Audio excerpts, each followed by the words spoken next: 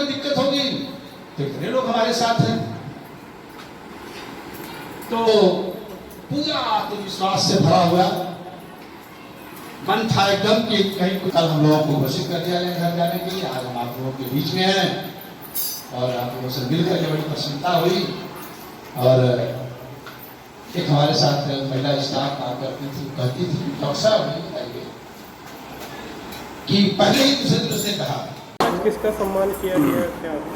Pandit Deendayal hospital में कार्यरत doctor Niranjan Srivastava ने लगातार 28 दिनों तक कोरोना संक्रमित लोगों की सेवा की, उनकी देखभाल किया, उनका ब्लड जांच किया और उसके बावजूद कोरोना संक्रमित लोगों की सेवा करने के बावजूद सही सलामत घर वापस आए। तो आज उनका हम लोगों ने कोरोना योद्धा के रूप में सम्मान किया। ये कोरोना से नेक टू नेक फ्रंट पे सीधे लड़ रहे थे और ऐसे में कोरोना को मात देकर घर वापस लौटे हैं। तो ऐसे कोरोना योद्धाओं का विशाल भारत संस्थान ने सम्मान किया है ताकि इनका मनोबल बढ़ा रहे और कोरोना जैसी महामारी से जो लोग भी लड़ रहे हैं पूरे हिंदुस्तान में कोरोना योद्धा, उनका भी मनोबल बढ़े। ऐसे कोरोना योद्धाओं को सम्मान दे करके हमें गर्व की अनुभूति होती है कि इन्होंने अपने जान को जोखिम में डाल करके, अपने जान की परवाह नहीं करते हुए, अपने परिवार की परवाह नहीं करते हुए डॉक्टर निरंजन श्रीवास्तव ने दीनदयाल हॉस्पिटल में कोरोना संक्रमितों की, जिनका लेवल ज़्यादा था कोरोना संक्रमण का, उनकी सेवा की, उनकी देखरेख की और उसमें से बहुत सारे कोरोना संक्रमित ठीक होकर के अपने घर को लौट गए हैं। और ऐसे में इन योद्धाओं को जो हॉस्पिटल में काम कर रहे थे, इनको हम सत सत नमन करते हैं, सलाम करते हैं।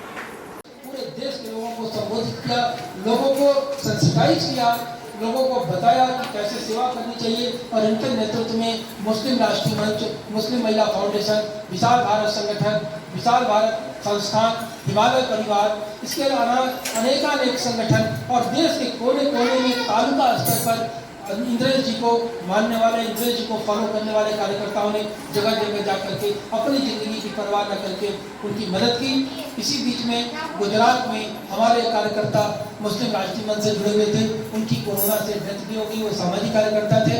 और एक मध्य प्रदेश में सामाजिक कार्यकर्ता की मृत्यु हो गई। उन सभी के प्रति नमन करते हुए, उन सबको अपनी श्रद्धांजलि देते हुए और ये विश्वास दिलाते हुए कि उनके परिवार को यदि कभी आवश्यकता होगी तो विशाल भारत संस्थान और तमाम सामाजिक संगठन उनके साथ खड़े होंगे। काशी में भी पातालपुरी मठ के महंत बालादास जी महाराज, आगमन संस्था के डॉक्टर संतोष ओझा, युवा ग्राम विकास समिति के अजय भाई, नारायण सेवा के महाराज जी और तमाम जो संगठन के लोग हैं, जो लोग काम कर रहे हैं, जगह जगह पर काम कर रहे थे, उन सबको हम दोनों ठीक हो जाए। हमने कहा ये कौन सी बात है, तो भी ठीक हो जाओगे, तुम्हारे बाल बच्चे भी ठीक हो जाएंगे। और धीरे धीरे धीरे धीरे उसका भी रिपोर्ट निगेटिव आया। जिस दिन उसकी रिपोर्ट निगेटिव आई मैंने उसको बताया नहीं।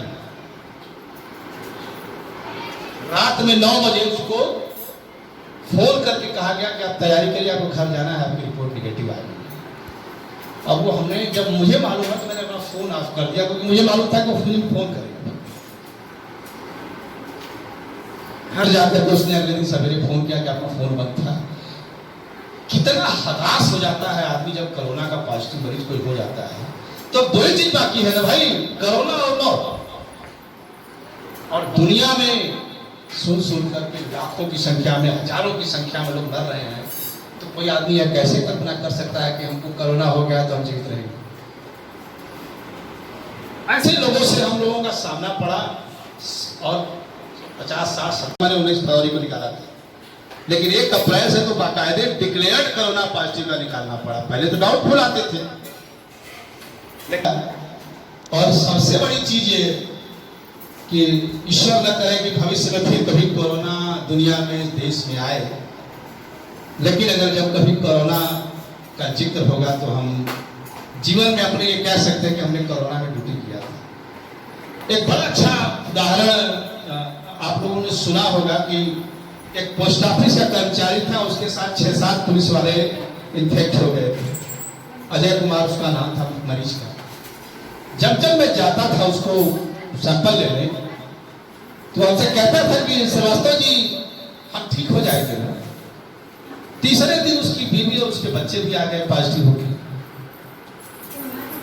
अब वो कहता था कि श्रीवास्तव जी हमारी बीवी बच्चे ठीक हो जाएंगे। हमने कहा कल तो आप अपने बारे में कह रहे थे, आज आप बीवी बच्चों के बारे में कह रहे हैं, सब ठीक हो जाएगा। मैंने एक दिन दो दिन उसकी आवाज सुनी, फिर मैंने कहा कि यार ये तो बहुत नर्वस हो रहा है, 51-52 साल का आदमी। हमने कहा एकदम ठीक हो जाएंगे, आपकी बेहतर स्थिति है। बहुत नर्वस होता था, मेरा नंबर लिया और मुझे शाम को फोन करता था। अंत में मैंने ये सोचा कि अगर ये अफसर पूछेगा कि अगर मैं ठीक हो जाऊंगा तो मुझे छुट्टी क्यों नहीं हो रही है।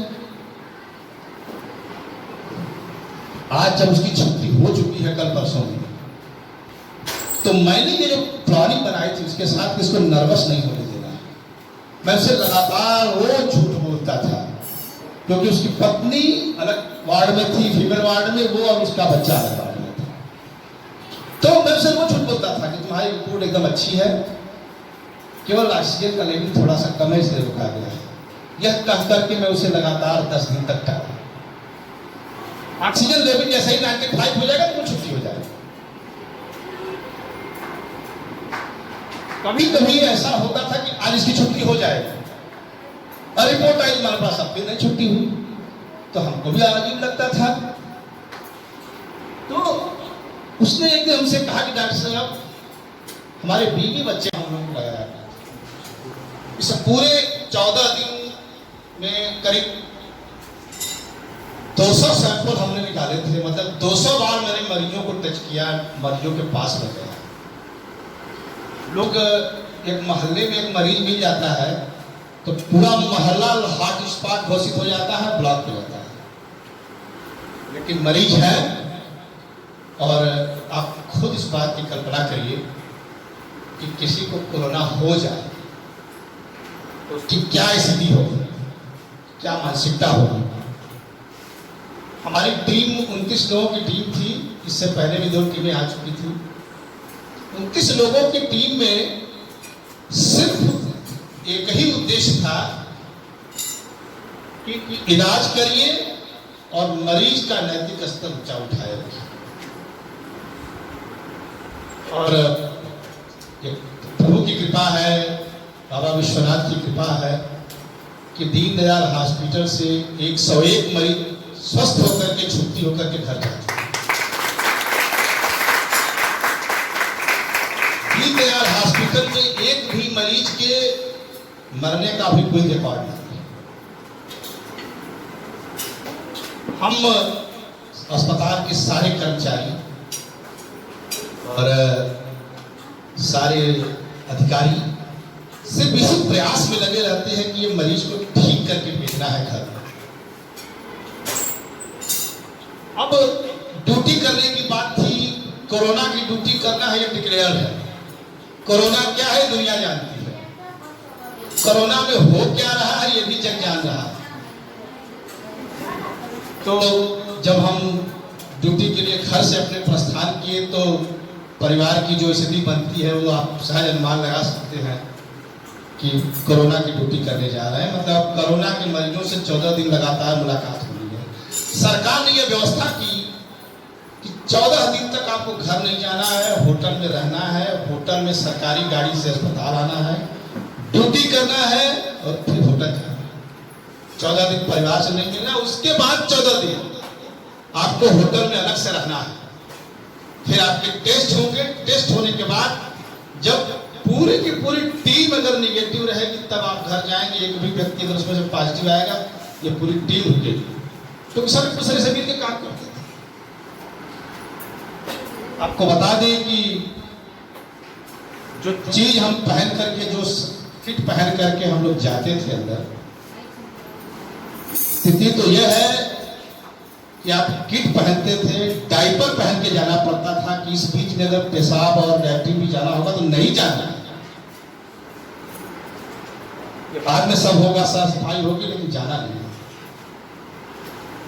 और किट का लेवल ये था कि 4-4 लेयर की किट थी। 1 घंटे से लेकर के 1.5 घंटे पहनने में तो जो ओटी का हम लोग को कपड़ा मिलता था ग्रीन वाला, वो पूरा का पूरा पसीने से पूरा एकदम डूब जाता था। लेकिन अगर 4 लेयर का न हो तो खतरा है। खैर, आप लोगों के दुआओं से, आप लोगों के शुभकामनाओं से हम सारे लोगों ने ड्यूटी किया और अच्छी ड्यूटी किया। और मैं आपको बता दूं कि अब तक के दीनदयाल के हॉस्पिटल में जब से ये फरवरी से कोरोना का कार्यक्रम चल रहा है, अभी 24 तारीख को इस कोरोना के उपचार में, ट्रीटमेंट में सबसे सर्वश्रेष्ठ कार्य करने के लिए मुझे 24 तारीख को सीएमओ महोदय ने पुरस्कृत किया है कि अब तक के कोरोना के ट्रीटमेंट में सबसे बेस्ट एक्सेलेंस अवार्ड जो है वो मुझे 24 तारीख को दिया गया था कि इससे बेहतरीन काम किसी ने नहीं किया है। और मैंने जितने सैंपल निकाले और सैंपल जितने हमने बीएचयू भेजे, उसमें एक भी सैंपल रिजेक्ट होकर के नहीं आया, सब का सब पास आउट हो गया, सबकी सब रिपोर्ट लगी। प्राय वहां से सैंपल वापस होता है कि दोबारा नहीं। अब एक आदमी का भी सैंपल निकालना हो, एक आदमी का भी सैंपल अगर निकालना हो तो आपको पूरी किट फ्री से पहननी पड़ेगी, पूरा सैनिटाइज करना पड़ेगा। सरकार की तरफ से, प्रशासन की तरफ से भी बड़ी अच्छी व्यवस्था थी। मेरे साथ साथ पूरा बॉक्स लेकर के सैनिटाइज करने वाला लड़का साथ साथ चलता था, हमेशा वो मेरे ऊपर सैनिटाइजर फेंकता रहता था। फिर भी आपको बता दें, ये दुखद बात है कि all India institute of medical science Delhi में 195 डॉक्टर और कर्मचारी कोरोना पॉजिटिव हो गए। करना हम ही को है यह काम, ये आप जानते ही हैं, किसी अन्य विभाग का आदमी आए करेगा नहीं। तो अगर हर आदमी इस बात से भागेगा तो करेगा कौन? इस पूरी भावना के साथ हम लोगों ने काम किया कि हम ही को करना है। तो हम लोग उस काम में जुटे, काम किया हम लोगों ने। कल हम लोगों की रिपोर्ट, जो जांच की रिपोर्ट थी होटल में, दूसरे होटल में सारनाथ आने के बाद जांच की रिपोर्ट कल नेगेटिव आई। सीएमएस महोदय ने खबर किया कि भाई अब नेगेटिव आ गई है रिपोर्ट, आप लोग जा सकते हो घर। सारे लोग खुशी, हमारे साथ 6 staff nurse, 6 doctor, 6 ward boy, 6 sweeper, 6 ward आया, एक्सरे टेक्नीशियन, ईसीजी टेक्नीशियन, सारे लोग, इतने लोग 29 लोगों की टीम थी। सब खुशी के मारे उछल गए कि भाई काम भी किया। लेकिन अब जब बाहर निकल आए हैं तो लग रहा है कि कहां चले गए थे। जिसके नाम से जगत कांप जा रहा है, उनसे हम 200 बार मुलाकात करके, और तो मेरे दिमाग में कल से बात आने लगी थी कि घर पे बात हो जाती थी सबसे।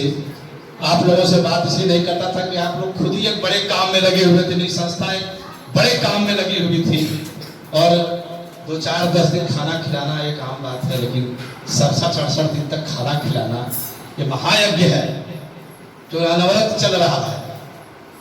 तो अगर हम भी एक काम में थे तो आप भी एक बड़े काम में थे। ईश्वर से भी प्रार्थना करता रहा कि अगर मैं स्वस्थ होकर के सकुशल अगर काम चल रहा है, उसमें मैंने कोई एक दिन भी योगदान नहीं किया क्योंकि मैं था ही नहीं। मैं 19 फरवरी से कोरोना पॉजिटिव मरीजों का सैंपल निकाल रहा हूँ, कोरोना मरीजों